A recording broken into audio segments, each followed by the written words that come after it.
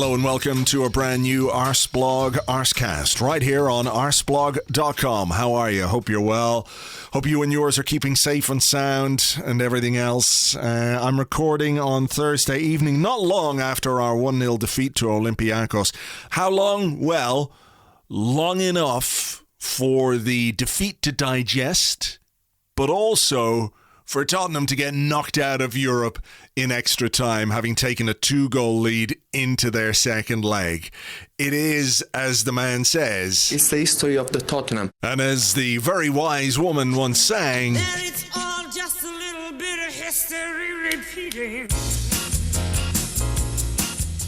So there you go. There's a nice bright way to start this particular episode of the Arsecast. With me to discuss the Arsenal game, but first to talk about what happened to Tottenham. We have to. It's Andrew Allen. Hello, Andrew. What a goodly evening it is. It is a goodly evening. Yes, you can co-opt that phrase for this evening. Yeah, why not? Why not? Indeed. Look, is it not the most Tottenham thing of all time to lose the North London derby and then go on and blow a 2-goal lead in Europe to a team whose coach was sent to prison this week? Was it this week or I can't remember, but he's in prison. It was this week, yeah. It's unbelievable. I mean, honestly, it's the type of game that you might imagine you'd cock up if you were like against the backdrop of a really raucous crowd or something, but with literally nobody there. It's hilarious. Look, I know we're guilty of it ourselves as a club. You know, we're guilty of making things difficult for ourselves. That's the way we like to phrase it. We don't like to do things the easy way. But like, regardless of what we do, however long we try, if we went to university to get a master's degree in fucking things up, we could not even dream of coming close to the things that they do. It's so good, and it's just sort of multiplied by the fact that it's Mourinho in charge. You know, he's had such a terrible week. There've got to be massive questions about his future at the club. And the one thing that Dan Levy isn't going to want to do is get rid of him, because he spent so much money bringing him in. And I don't know a single Tottenham fan who likes him or likes the football that they play with him. It's just such a wonderful thing. It's kind of funny you should say that, because I just happened to look on Twitter this evening.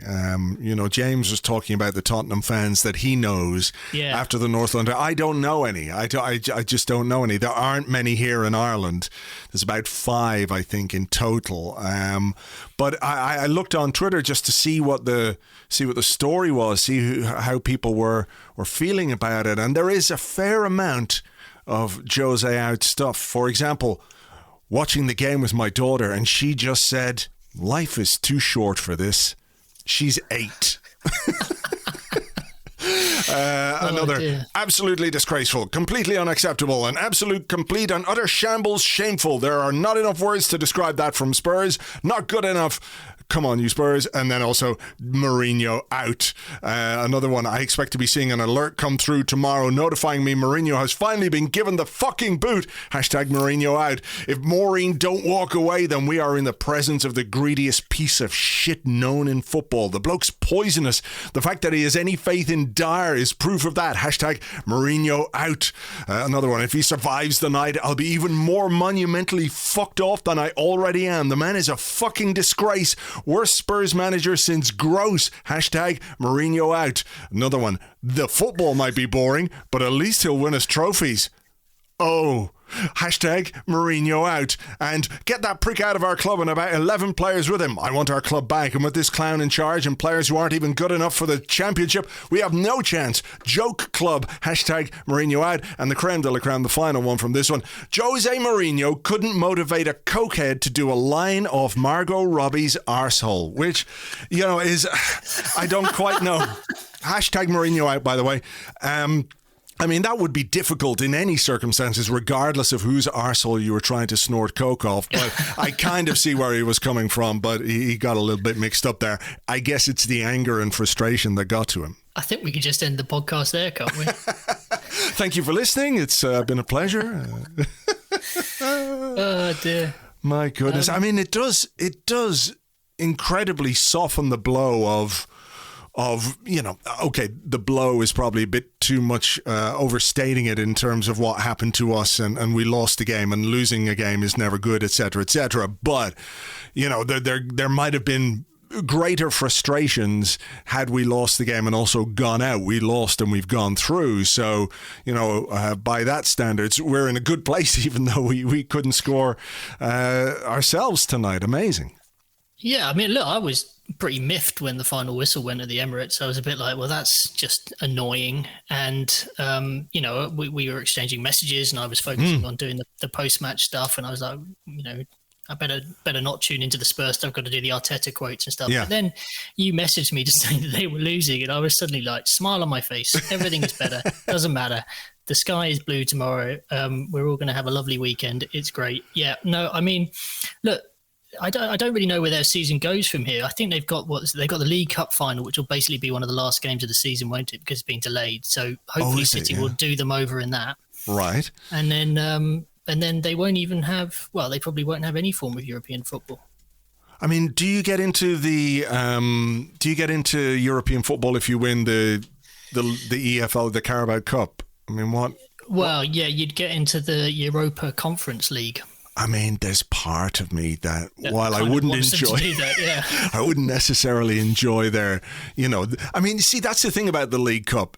You can win it, and you still can't say you've won a major trophy, can you? Because people are like, well, the FA Cup is just about a major trophy these days. People, even Arsenal fans, have gone like, FA Cup, we don't need to win any more of those. We've won enough of them. I'm not saying I'm one of them. I love the FA Cup. I think it's great. But there are some who go, that's not good enough for a club like Arsenal, which is fair enough if you hold that opinion. Whereas you can't even make that case with the League Cup. You can't say, well, at last we put an end to our trophyless years. I mean, it is a trophy, but it's sort of like, the kid in school who comes last in every race, and they give him an egg cup or something just to make him feel special. It's a bit like that.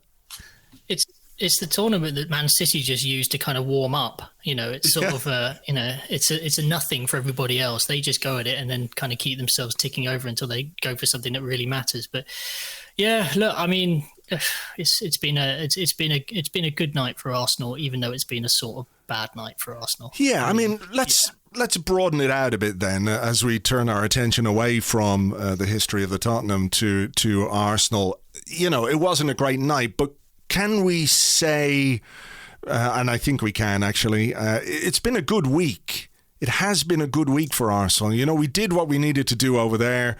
We didn't do well tonight, but, the aim is to qualify for the next stage of the competition. We did that, and in the middle of it, sandwiched between that, was a North London derby win, and it's hard not to think that, even though the player who didn't play in the North London derby and had all the chances to score tonight didn't take them, and, he wasn't there, but it felt very much like a performance that was influenced by the effort that we put in on Sunday.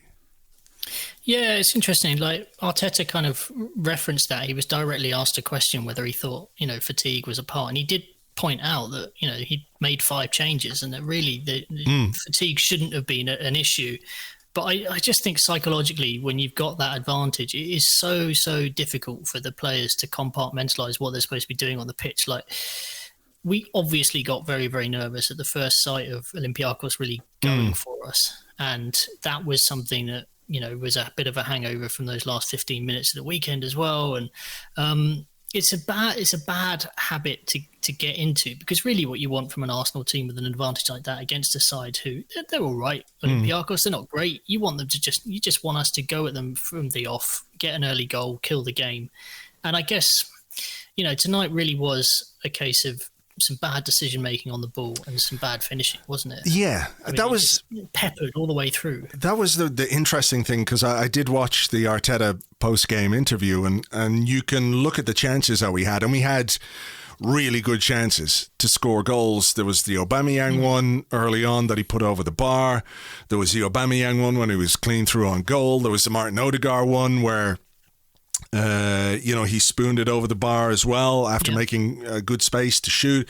There was the Pepe one, which I think he was unlucky with. I think that was going in, but it hit Emile Smith-Rowe. There was the other Aubameyang one late on, which was a really clever flick in fairness and a good save from the goalkeeper. But then he followed it up by, hooking the ball over the bar from 3 inches. So, he kind of sort of summed up his night in a way. And I was expecting Arteta to be a bit more, look, we've got to take these chances. It's a theme that he has explored more than once this season, the finishing. But he talked about the decision making and giving away the ball cheaply and not doing what we should do with the ball. And I think that's interesting, and I think he's right in a way, because if you weren't making chances, you could say, well, look, that's a big problem. But when you are making the chances, you can improve that quite easily by just being a bit more effective, like very slightly more effective in front of goal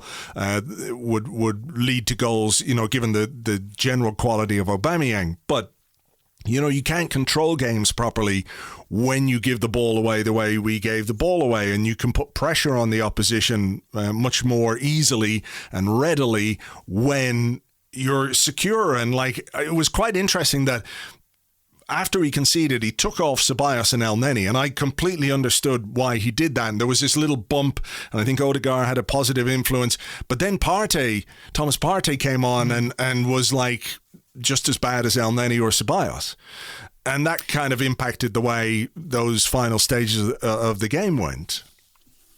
Yeah, I mean, Partey had about a 5-10 minute spell where he gave the ball away, 2-3 times, and he gave away another one of those silly fouls on the edge of the box, which was kind of really frustrating. And he kind of looked like a guy who didn't really want the ball for a couple of minutes, and then he sort of settled down again. I mean, obviously we were lucky that they went down to 10 men with those final few minutes as well. Ceballos, he created 2 chances right in the first half. There was the first one where Pepe just nicked it past the keeper, and then the ball dribbled past the post after it took a deflection. And then he also set up Aubameyang for that really good chance. And in that respect, his positional play and his being in the number 10 position, and you can't ask for too much more, created 2 chances. But almost every time he got the ball, I did feel like he was maybe holding on to it for just a split second too long. He takes an extra touch. And obviously in their goal, that's exactly what happened. It was a bit, I don't want to, it's maybe a bit far-fetched to say it's a similar situation to the Burnley goal that we conceded, but it was Ceballos getting caught on the ball and then suddenly a turnover. Yeah. Within a few seconds, the ball's in the back of the net. Yeah. And, we know he's better than that because this is like the 3rd time he's come on, and you think back to the Benfica game as well when he had that mistake and cost us a goal. So that's 3 goals that have come from individual errors there. He's had a bad run of luck, and I get the feeling now that he doesn't necessarily see his long-term future at Arsenal past this season. So he's sort of running out of time to make an impact at this point. Not checked out. Yeah, I know what you mean. No, not checked out, but he looks visibly frustrated that he can't, he's not kind of being trusted to be the big guy. And I feel like that's taking a toll on his confidence. And then when he's on the pitch, he's making mistakes. And he's just not going for him at the moment. Yeah, he was brought in to play the Odegaard role tonight. And I thought he started pretty brightly. And he did make that chance for Aubameyang that should have been an assist to his name. It should have been a goal for Aubameyang. But I don't know what it is about the legs of Dani Ceballos. They just do not work the way that they should, or the way that a professional footballer's legs should work. He seems to run like it's like someone's put lead boots on him or whatever it is. When Odegaard comes on, you can see the difference in how quickly he moves, how lightly he steps. And Ceballos he trudges around the pitch. I don't know if he's got an injury or if that's just kind of who he is. We've seen that a fair bit from him. And look, there was more to the goal as well. In fairness, it was a bad decision on his part because we had a break on. We had a good break on, and he dallied. He took too many touches. That's another flaw in his game. But I don't think we defensively covered ourselves in glory either. No, we were backtracking, and Luiz kind of allowed the guy to cut in onto his right foot. I've lost count of the number of times that balls seem to deflect off our players and go straight past the goalkeeper. And in that respect, Leno was pretty unlucky. But yeah, I mean, it really felt like we needed to go to the player to stop him from doing that. I mean, this bloke's, it's a third goal he scored against us in 4 games. He must love playing against us. It's like the new Drogba. So yeah, I mean, that was enough to make me sort of shout at the TV. I was angry, and at that point I did feel like we were a bit on the rocks. And, Arteta, when he made those changes, I mean, he really wasted no time. They were very much the type of change that I think any supporter following the game would have made. He was like, those two are not doing what I need them to do. I'm going to send on 2 better players. And yeah, I mean, I thought Odegaard was good. I think he really does bring something, a level of control to games. I'm really impressed by him. And, when you compare him to some other players who've come into the club in a January window, I mean, it's really, really impressive that he's hit the ground running. Yeah. Having never played in England and not even really with that huge amount of experience in Spain. I mean, I know he's done well in Holland and stuff. Yeah, he did well in his loan spells. I mean, wherever he's gone, he's done pretty well on loan, which I think is...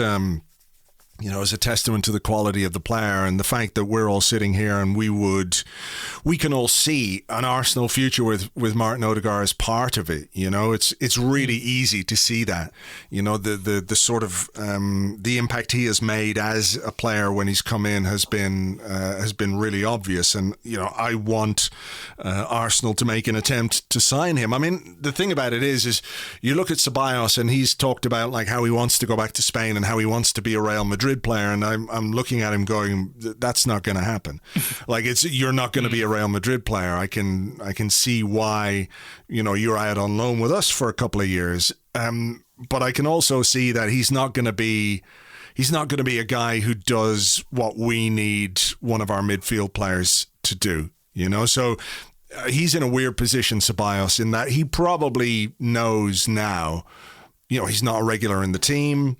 He's not playing particularly well. His numbers don't really convince. Arsenal with limited funds are not going to go out of their way to sign Dani Ceballos, whereas Martin Odegaard is definitely somebody that, if we can make it happen, we should try and make it happen. The problem, of course, is the better he plays, the more likely it is that Real Madrid might want him to stay. And that's one of the challenges that we're going to have to face, isn't it? That, I'm hoping behind the scenes that there are conversations. I mean, Arteta clearly loves him, like really likes him. You can see that, and when Arteta likes a player and when he's sort of not indifferent, but when he's not quite convinced by a player, that's obvious too.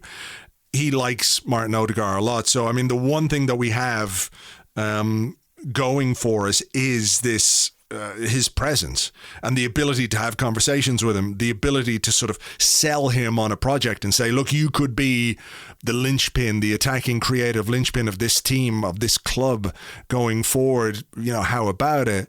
How likely it is, I don't quite know, but I'm, based on what I've seen of him, absolutely convinced that we should be doing everything we can this summer to bring him in on a permanent basis. Yeah, I think Arteta sees a bit of himself in Odegaard, actually. There's something about, the fact that he kind of left his home country at a young age to go and establish himself somewhere else, the fact that there's that Sociedad link, the fact that, a young Arteta was very much a kind of attacking midfielder, someone who played in that similar role. He'd carry the ball, he'd shoot, he was an attacking threat. It's something about the way the guy carries himself. You see him pushing the high press, his arms are up, he's beckoning his teammates, he's pointing them around.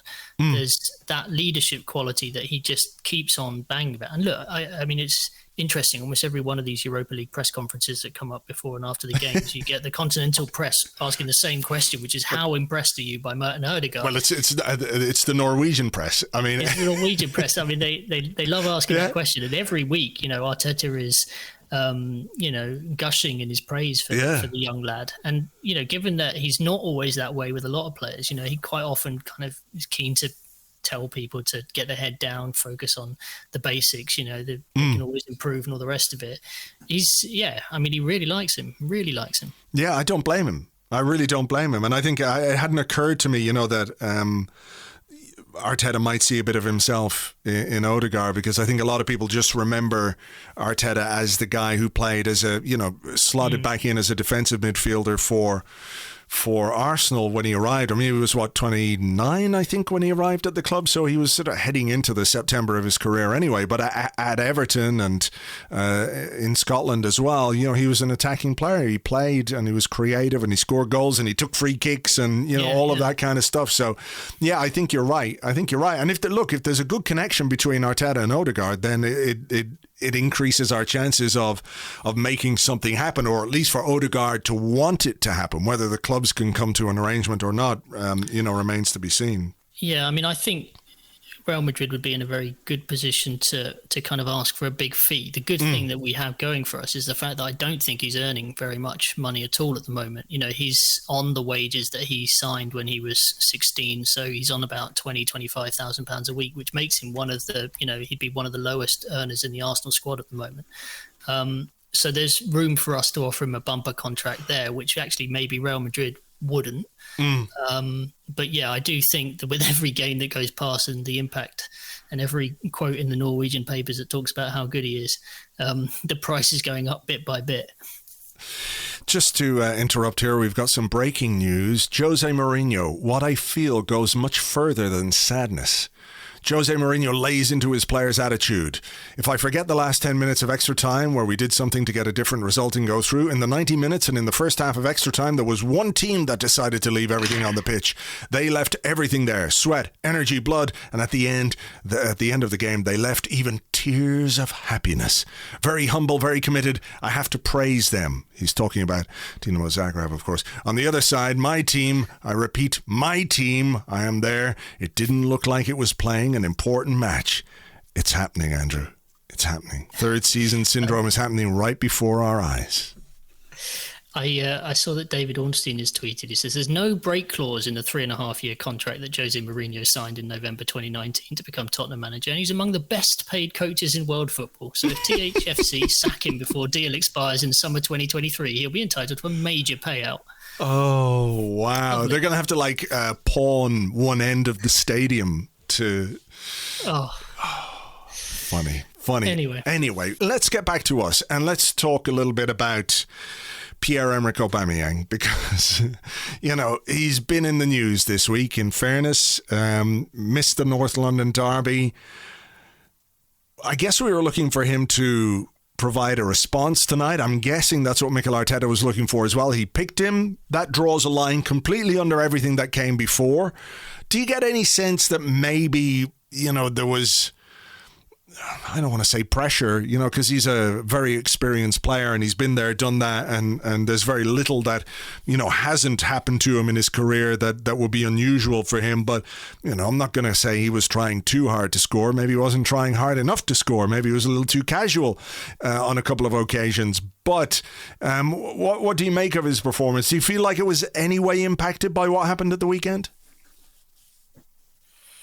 He looked a bit edgy, didn't he? I mean, the ball bounced off him a couple of times in his hold-up play, which isn't wholly unusual for Aubameyang, given he's not the world's greatest kind of, with his back to goal. But he didn't quite look himself. He had that anxious look on his face, and he seemed like he wasn't willing to forgive himself when he missed the chances. When Aubameyang scores an early goal, you get a completely different Aubameyang sometimes. Yeah.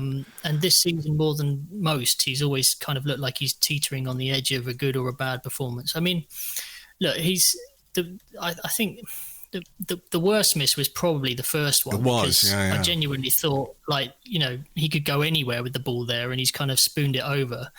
The one where I think Odegaard played him through and he was racing through and goal and he tried the dink over the keeper. I mean, he tried the right thing, but it was just at that point on the evening, having done what he'd done, I was kind of like, he's going to miss here. I think he just got the line of his run a little bit wrong there. I think he could easily have gone a different direction or taken that slightly differently. I mean, it's a difficult skill. We saw him score a similar kind of goal, didn't we, in the FA Cup final? It was that kind of thing where he dinked the ball over the goalkeeper, but he could also just sort of open himself up and have a shot on his left foot if he wants. He's good enough to do that. Yeah, I mean, the interesting thing, I mean, he got away from the guy quite easily. I mean, when he was racing through on goal, and it was, he could have done anything he wanted to. He could have gone early, but he obviously fancied himself to do what was probably the hardest finish, to dink over the keeper. And just not quite as nice. I mean, as you said earlier, he was pretty unlucky with the back-heeled attempt from the Martinelli cross.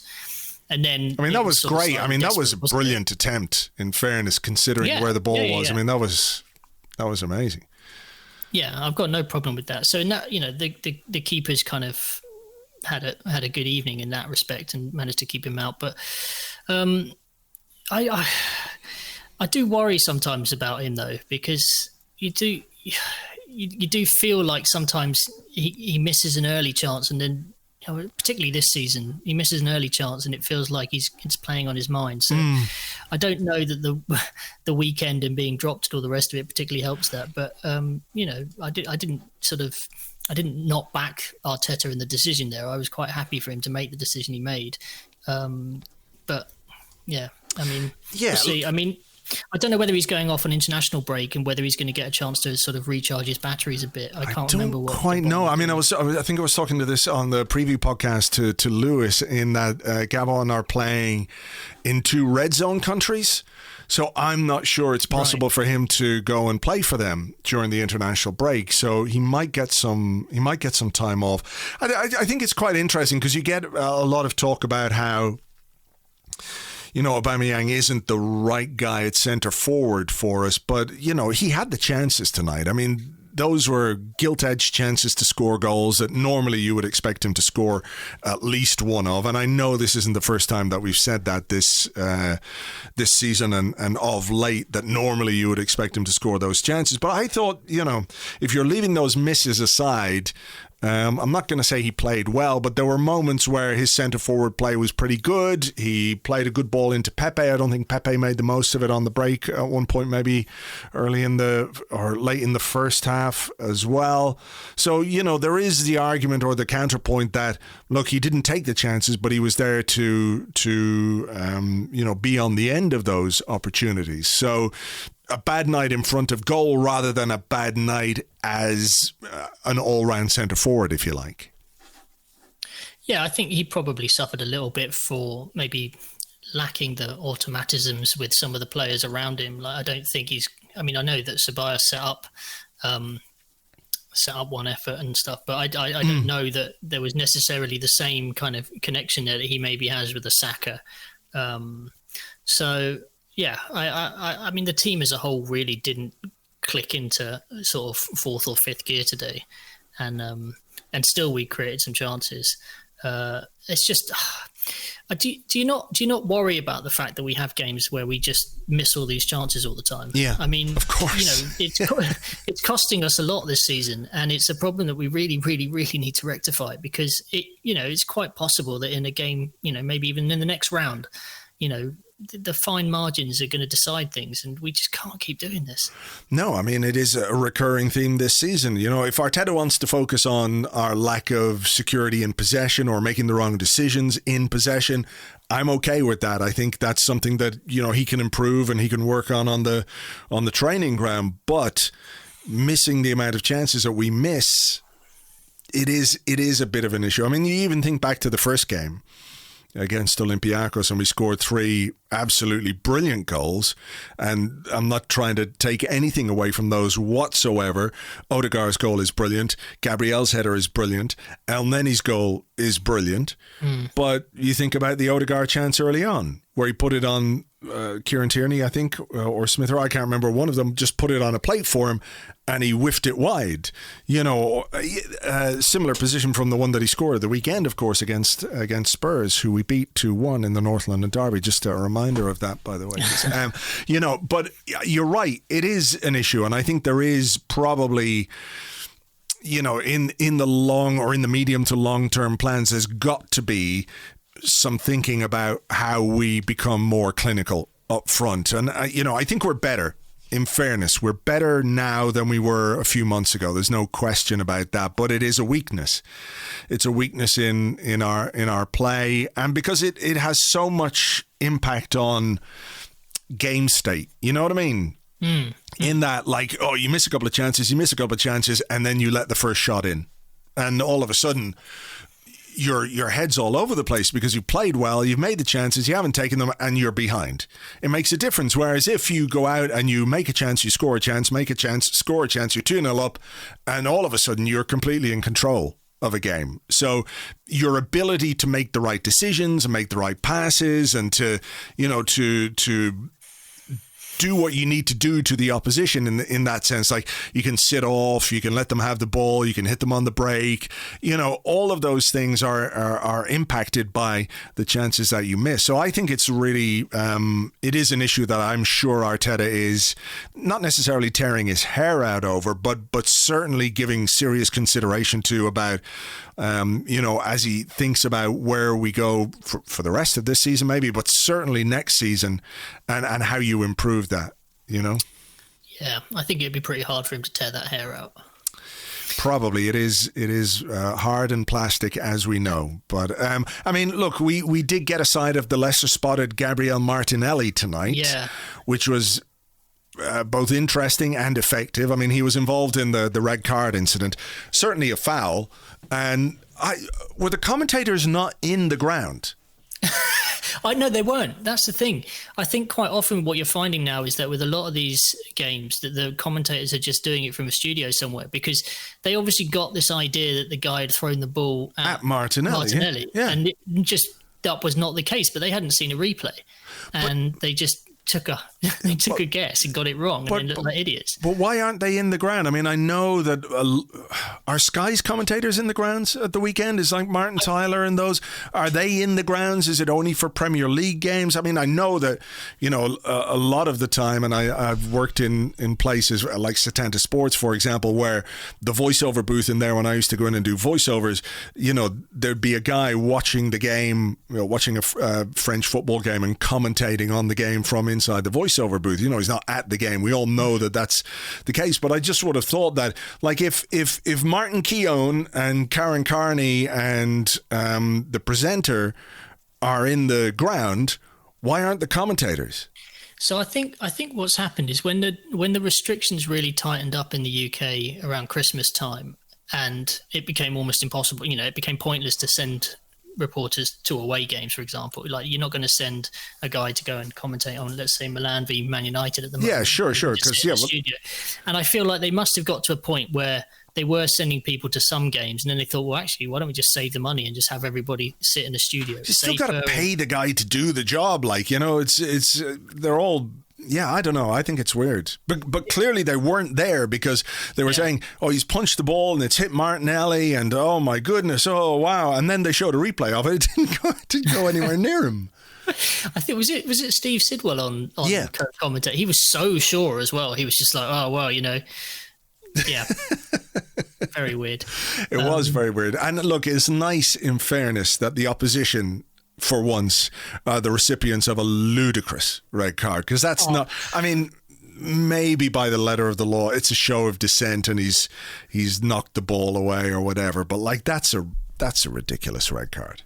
I mean, I thought it was relatively harsh booking him for the arm on Martinelli. I thought, well, that's harsh. But then he really, I mean, the poor bloke was left in tears in the tunnel. I mean, he was absolutely devastated. And you just thought, I felt like that seems pretty unfair. And there's me as a football fan, completely partisan, desperate for Arsenal to hold out. I don't want them to be with 11 men. Although, having said that, we were so terrible against 10 men the other day that, I knew things were going to potentially still be sticky. I felt really sorry for the bloke. That was a really, really harsh decision. But they're quite rigid, some of these European referees in these competitions. It was harsh, but I didn't feel in any way sorry for him. That's where we differ on this one. I saw him in the tunnel and I saw him like holding his shirt up to his eyes, and I'm not sure he was crying per se, and I was like, whatever, guy, hard luck. I mean, it's a harsh red card, but I don't feel sorry for you at all. I just don't have it in me, really. Sorry. God, heartless, aren't you? Well, look, I want all of our Arsenal lives to be as easy as possible. And if this makes our life a little bit easier, and to be fair, we were a little bit better with 10 men than we were with 10 men against Tottenham. A little bit, not much, but a little bit, sufficiently better. I mean, you have an extra man. It's like, Christ, you can just pass the ball around them if you really want to. Just create the overloads in the triangles and just pass them out of the game. Instead, we sort of boot it long, we sit deep, and it's like, well, we've got an extra man in defence now. No, guys, it's not how it works. Push up the field a bit and make the most of that advantage. There's another training session for Arteta to work on over the interlull, the 10v11 sessions. Yeah, I mean, it was so used to being the ones who went down to 10 men historically, weren't we? Under the Arsene Wenger, we always were down to 10 men, but spinning it the other way. Yeah, I thought I was going back to the Martinelli thing. He came on and he created a chance, and he, ran around and showed pace, and I always get excited when he comes on. Always hopeful, because there's a bit of me that thinks he can bring something to the team that we don't have, and it has been frustrating, and I do wonder why he's not necessarily got the game time. And I know that, we've been playing with very technical players who are kind of more midfielder in their kind of outlook on the game, out on the flanks and stuff. But how do you fit him in if that's what your preference is? I get slightly concerned that there isn't going to be a place for him. I think it might be at centre forward. I think ultimately that's where he's going to play. I do. I think that's where they're going to look to use him. And I wonder, like I was saying on the blog today, I just wonder if there's a bit of fine-tuning going on in terms of the coaching that he's getting. Look, Smith Rowe and Martinelli, very, very different players. Smith Rowe and Willian, or whoever you put out there on the left-hand side, very different players. If Arteta wants that technical player out there for most of a game, I can see why he starts with that. There may be moments in games where he wants something different from there, and that's where we could use Martinelli. But, look, I've said before, I'm not quite as antsy as some people, but I like you, I just like watching him. There's something about this guy when he comes on, the energy, the quality that he has. He was on the pitch, 2 minutes or 3 minutes, and he creates that brilliant chance for Aubameyang. Yeah. He makes things happen. That is what he does. And I need to see a bit more of him. I think we all need to see a bit more of him, but I don't at the same time think that he's somebody that Arteta doesn't like or doesn't have any faith in. I think there's probably just something of a longer game going on that we're not necessarily aware of, and Arteta isn't particularly forthcoming about what he's planning and what he's thinking about certain things, Yeah, I do want. I mean, I've noticed a kind of there's a bit of a pattern sometimes when players are sort of signed up to longer deals. He doesn't mind taking the risk with dropping them. He did it with Saka, didn't he, last season? He did it with Saka last season. I think now that he's pinned down Rob Holding, he doesn't necessarily feel like he has to feel too guilty about the fact that he's had a long run and now he can drop him for a bit. Martinelli's potentially another one. Obviously, got got the new deal in the summer, and maybe there's just a sort of he's sort of just he's weighing up all of the risks and all of the off-field stuff. And how do you persuade people to play and sign up for new deals and all the rest of it? I guess it's very difficult being a manager, isn't it? All of that kind of stuff you don't see on a day-to-day basis. Well, yeah, exactly. I mean, there's a lot goes on behind the scenes, and we get one version of things. In press conferences or what we see week in, week out, and we can make our own conclusions and jump to our own conclusions at times. But Martinelli is still only 19. He's got a long contract with us. We wouldn't have given him that long contract if there wasn't a plan for him. That's where my little flag of hope lies. So we'll see. So look, I mean, anything else in particular from the game that stood out for you or from the performance? I think there were some tired legs out there.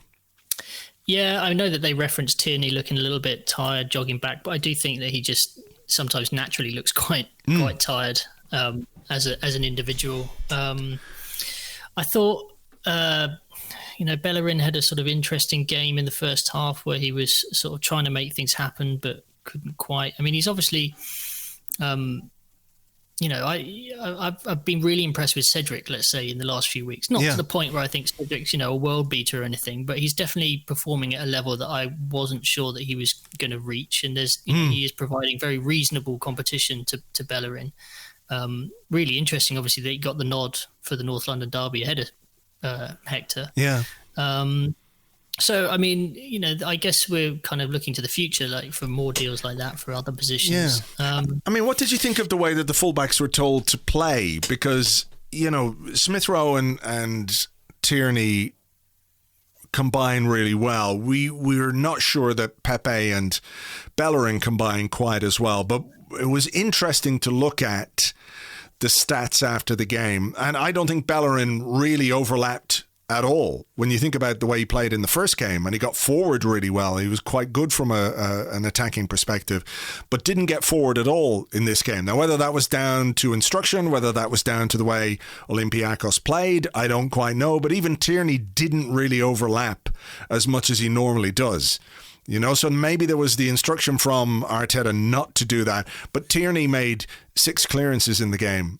Bellerin made 6 clearances in the game. Gabriel made 8 clearances in the game. I think Luiz also made 6 clearances in the game. So he was expecting something from Olympiacos, and that maybe had an impact on the way he asked his fullbacks to perform.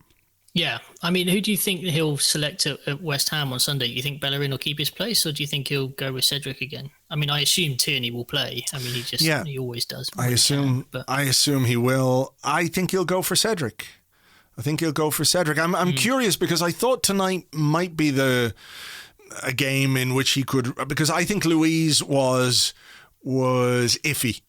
He had one of those iffy games that didn't particularly cost us the goal. It wasn't like a massive Luiz mistake that cost us the goal, but he wasn't great for that chance in the first half when the keeper just pumped a long ball downfield and all of a sudden we were opened up all over the place. That was not good, and I think Luiz has got to manage his defensive line better than that, but he did make a couple of block shots and what have you, but it just felt to me like his performance was very, very informed by the schedule and how often he's played of late. So I was a little bit surprised that he didn't change one of his centre half. So I'm not 100% sure what he's going to do. It might depend on what people are doing during the international break. I mean, Holding's not going anywhere. Pablo Mari's not going anywhere. Cedric is going away. I don't quite know what he's going to do. It wouldn't surprise me if he picked Cedric for Sunday. But it depends. There's a bit of me that thinks he might put Pablo Mari in if they've got kind of Souček and Antonio and potentially. I don't know. I'm not. I quite like what Pablo Mari has offered this season. I think Arteta's managed him quite well, bringing him in and out of games, seemingly because of his specificity, as it were. He's tried to make sure that there is game time being shared around with that defensive quartet to make sure that, I guess. Yeah, I mean, I read Tim's article about whether or not David Luiz might get another deal, and I think the stars are aligning for him to get another deal. I just get the feeling that Arteta wants to give him one, and this run of games at the moment might be part of that process of just trying to get it over the line. But yeah. There's a head and heart thing going on there for me, a head and maybe gut. My gut says, no, I can't take any more. And my head sort of sees where Tim's argument is, it's well thought out and it makes sense. But then there's that sort of feeling in the pit of your stomach about... It's the 4 Saturdays that he ruins in your year. That you can't get over, right? Like, in fairness, I think he's been better this season than he was in his first season. Part of his first season, though, was that like, the Emery free-for-all. Yeah, exactly, where he went, fuck that guy. And like, he was the most obvious example of like, no, I'm not having this guy at all. And where you stand on that is another question, should he be more professional and just do the best that he can? But, he still managed to pick up penalties and red cards under Arteta as well, I don't know. I worry that look, if he stays for another year and he's not someone we're relying on, I could probably just about live with it. But if he's staying to be anything close to a regular first choice player, I'm just not convinced that that his legs will do it. At some point, we have to move on. Exactly. Yeah. This summer would be good. But anyway, that's it. Let's mention Kieran Tierney. Did you enjoy his on the mic slot that they do on Arsenal.com? I know this is not something they're going to be able to do when crowds are back in the stadium, and we all want crowds and fans to be back in the stadium. But if you can find some new and interesting ways to produce hashtag content during the pandemic and the absence of fans, there was one with Matt Ryan, wasn't there, in the game that he played? What was that? That was the Villa game? Yeah, the Villa game when it was his debut and we lost. And he conceded inside the first 2 minutes, which wasn't his fault, just let me say that. But it was quite an interesting video, and I thought the Tierney one was interesting as well, with subtitles, because of course you can't understand what players are saying. It's nothing to do with his broad Scottish accent. There was one subtitle where they definitely messed out the fucking, they did. They bleeped him. They just sort of... Yeah. And they even did like the scrambly bit over his mouth stuff. I guess it's a football club. They've got to produce like wholesome family content for everyone to sit down and watch on YouTube and what have you. Yeah. No, but it is interesting because really it's no different to you or I playing five-a-side and kind of screaming at your teammates and being huffed off when they mess up, or calling for passes that don't come your way, or being pissed off when players don't make runs in front of you, or trying to explain away your own mistakes because you've made a bad pass. It is good quality content. I think the Arsenal media team do really well at kind of mixing things up and trying new things, so kudos to them. But who wouldn't want to play with Kieran Tierney? He's just fantastic. You just watch him. He just gives everything all the time. He's always running. Technically, he's just really, really tight. Really tight. I do think that if he, if Aubameyang moves on in a couple of years' time and he's still there, he really would be for me a proper candidate for the captaincy. Yeah, for sure. And I think we forget he's still only 23. He's young and. He's still developing as a player, and he's hugely experienced because of all the football that he played at Celtic as well. So, if he can continue to stay fit, if we can help him to continue to stay fit by, signing an actual backup left back or somebody to, provide some cover for him in certain games, that would be useful too, because, he is really important, and there are going to be games where the aches or the strains or the niggles or whatever it might be, require him to sit down, and we can't do that at the moment. That's the thing. I mean, we can play Cedric there, and he did okay. I think that's fine, but you miss something when you don't have a natural left back in that position. So, fingers crossed. Just very finally, there is an interlull after the West Ham game. The schedule this season, the workload, the amount of football that players are playing in a really short period of time is huge. So for some countries to be playing 3 games in this 2 weeks feels absolutely absurd, doesn't it? Yeah, it's pretty mad when you can see that the season is going to end and then we're just going to roll straight into the Euros as well. And I'm assuming that there may even be some friendlies before that to squeeze in, because teams tend to have a little bit of prep. It's pretty mad. I mean, in the case of Emil Smith Rowe, what they've done with the under-21 European Championships is they've actually split the summer's tournament into 2 different bits. So they're going to play the group stage, so 3 games of the group stages are going to be played in the interlull that's coming up, and then the group stages will end, and then the teams will play the second half of the tournament in the summer. So that's why they're packing in 3 games at under 21 level. I think that's Hungary and Slovakia or Slovenia. Yeah. One of the two. Apologies for not knowing which one. We should get that right. So that's why the under-21 levels. No, go. Oh, you've just broken up there. Sorry, you go ahead. No, well, that's why the under-21s are kind of having all those games packed in. But the idea that you, in the middle, I say in the middle, I mean, the pandemic is still ongoing, and I understand that they want to play as many games as possible, the international teams, because they haven't had that many opportunities. But it is absolutely mad assuming that players are going to travel all around Europe at this point when, just be patient, just be patient, bide your time. You'll get your international football. But I guess it's all about money. And TV contracts and things like that, I guess. Yeah. I mean, it's mad because the appetite is not there for these games from a supporter point of view. Well, that's it. I don't know anyone who particularly needs to kind of sit down and watch some World Cup qualifiers 18 months in advance right now.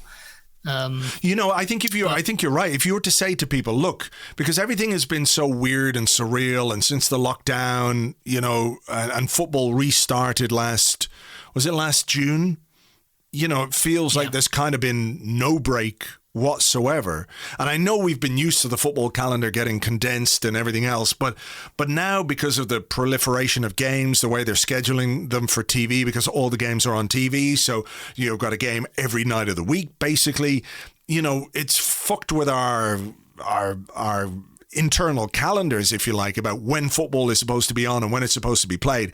I guarantee you that even the most fervent fans of international football, if you said to them, you can have a 2-month break from football and we can just start again later in the year, and hopefully at that point people will be vaccinated and people will be able to get back into stadiums, and football can become more of the experience that we've all grown up with and been used to, rather than this sort of facsimile of what it is. I think most people would say, yeah, give me a couple of months off, I'll recharge my football batteries, and we'll just fucking dive headfirst into it again, and it should be good again. Instead, we're going to have these tournaments that feel kind of just pointless. Like, who gives a fuck? I think there's a debate raging, because I think Alexander Ceferin, the UEFA president, has basically said that the countries that are hosting this upcoming Euros, which I think is spread over 12 countries, he's basically demanding that all of those countries be allowed to have at least some fans in the stadium, which, I mean, if you're not ready, you're not ready. So I don't know what he's going to do, just pull them and put them somewhere where they are willing to take those risks. I mean, it's bad. It's really weird. I mean he's obviously keen to keep the product pure and have fans there in some way, shape or form, because the TV audiences will go up as a consequence, because people will just be more interested in something that isn't played against backdrops of empty stands. But I mean, more arguments brewing, and obviously again, money at the heart of it all. I mean, the idea of playing the European Championships in 12 different countries and whatever many different cities was like shit in the first place. It really was. It was Platini's idea. Yeah, it was a terrible idea and remains a terrible idea, but now has diminished to the point where, I don't know, what's the worst, the cherry coke of football tournaments? I can't remember, like just the worst ideas that people have ever had. It's right up there with that. Like, I mean, of course nobody could foresee a pandemic, but like you can react to what's going on. You can see what's happening now and adjust and make different plans. And like, if there's going to be no fucking fans anyway, Jesus. Well, the funny thing is that they did react last season and did exactly the opposite of what they are desperate to do this summer. So they moved, the Champions League and the Europa League to single venues and had all of the games played in a mini tournament style, and everybody was really into it. And it's something that they're thinking about doing in the future. But for some reason, they seem absolutely desperate to continue playing this particular Euros in the 12 countries that it was originally destined for. I don't know. I mean, maybe there's some kind of like insurance thing going on. I don't know what's going on, but it does seem kind of mad and very counterintuitive. Well, look, that's something we'll have to deal with during the summer, and hopefully, like fingers crossed for everybody's sake, things are improving by that point. But, at the moment, it's very difficult to convince anyone that players across Europe, with the current restrictions, with the current problems, with the current risks, are going to fly and travel and mingle and then play 3 games. And, maybe part of the reason why I think this season will be, I'm not saying it's going to be forgettable just from our point of view, because it hasn't gone as well as we would like. I just think in general terms, it's been a really low quality season for really obvious reasons. And much of that is down to what's being asked of the players. And it's not going to get any better between now and May or whenever the fuck this season ends, Yeah, everything has an asterisk next to it, doesn't it? It does. All right. Well, look, we will leave it there for now. As ever, great to talk to you, Andrew. And thank you for being here post-game to enjoy the Tottenham fun and to, put the Arsenal stuff in perspective as well. Yeah. That's it. I'm normally much better at closing out these things. I've made an absolute bollocks of this. So, Andrew Allen, thank you very much. Thank you very much. It's late at night, man. What can we do? Yeah, it really is. Thank you very much to Andrew. You can find him on Twitter. He is at @ALlenSport, @ALlenSport. And if you'd like some more Andrew podcast goodness in your ears, just check out the Left Field podcast, of which he is the co-host. Lots of football chat and other sporting chat in there as well. Left Field podcast. Look it up in your favorite podcasting app. Right, not a lot left to say this evening, other than we are continuing to be amused by what happened to Tottenham. Jose, please tell us, how has that happened tonight? Good question. What could it be? Maybe one day we will find out the answer. We have got a game against West Ham on Sunday before we go into the Interlull, a big game. We will preview that for you in podcast form for Patreon members. We'll have that out for you tomorrow evening. Well, this evening. No. Well, it depends. Well, it's tomorrow evening now, but when you're listening to this, probably it is Friday. So we will have that out Friday evening. We'll look ahead to the West Ham game, what we might do, and all the rest. There might even be some ancillary laughing at Tottenham in that podcast too. I mean, you cannot look a gift horse in the mouth, as the old saying goes. Can't pass up these opportunities. As ever, I just want to say thank you very much indeed for being here, for listening, for subscribing, for everything. I hope everyone out there is doing okay. I hope you're well. I hope you stay well. Look after yourselves and all the rest. It's all still a bit weird out there, so, be careful, be sensible and everything else. Again, for all the people who've been in touch over the last few weeks, it's been amazing. It's really, really helped. It has really, really helped. And, it helps when Arsenal win games and qualify for things and, don't make us all angry as well. But you guys have been a huge comfort during what has been a difficult time and remains a difficult time. But I'm enjoying being back at work, and I'm enjoying talking to you guys on these things and everywhere else. So look, mind yourselves. James and I will be here on Monday to talk about what happens in the West Ham game. We will have a lot of Interlull content for you as well, to try and help everybody through a couple of Arsenal-free weeks, even though that might not be the worst thing in the world for some people. But we'll do our best for you. So until the next one, take it easy. Cheers. Bye-bye.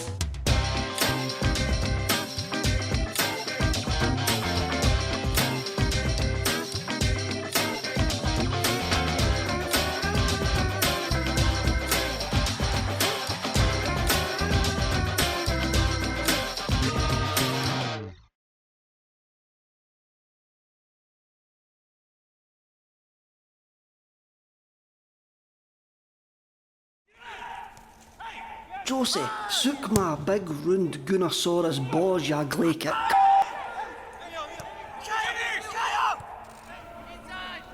Harry, aye you fucker. Harry, shut it, you fucking bampot. That Gareth Bale is fucking boofing, man. Get it up there, your bum's out the fucking window. Well done, Pepe, well done, you absolute roaster. That dauber tried to break my fucking jaw. Fucking hell, he's hit the post, a big job, he's missed it. For fuck's sake, man, that was a ball hair away from going in. Harry, your Darcel's Avon, you